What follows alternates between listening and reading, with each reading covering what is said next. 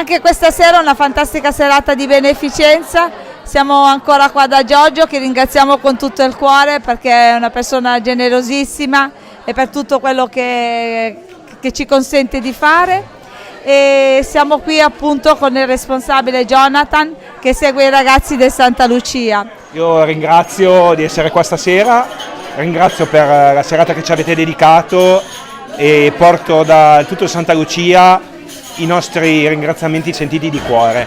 Ci siamo da 400 anni sul territorio novarese, ci occupiamo dei minori, dei ragazzi minori, in tutto, al 100%, ai loro bisogni. Ci occupiamo della loro formazione, della scuola, la cultura, importantissima, li prepariamo anche al lavoro, ci occupiamo anche del loro svago, viviamo con loro 24 ore, quindi ci occupiamo di farli crescere, dargli delle regole, dargli anche una sorta di ambiente familiare, cerchiamo di preparare alla vita. Non ci occupiamo solo di minori, ma anche di papà separati, abbiamo anche un appartamento di papà separati, sempre per tutelare i minori che possano vedere il loro papà in un ambiente sano.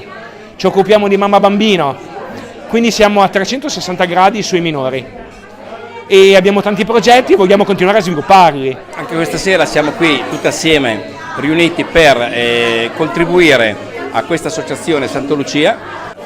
Hanno tante iniziative, noi siamo ben contenti questa sera di contribuire e affidarci agli educatori che sono molto bravi. Grazie. Grazie a tutti voi. Grazie a tutti. Grazie. Siamo contenti di questa serata, come si è svolta in ottima compagnia qui da Giorgio, come al solito abbiamo mangiato benissimo con queste fantastiche persone che è Jonathan che si occupa di questi bambini. Grazie. Per farli crescere e farli ambientare nella nostra città. Alla prossima iniziativa.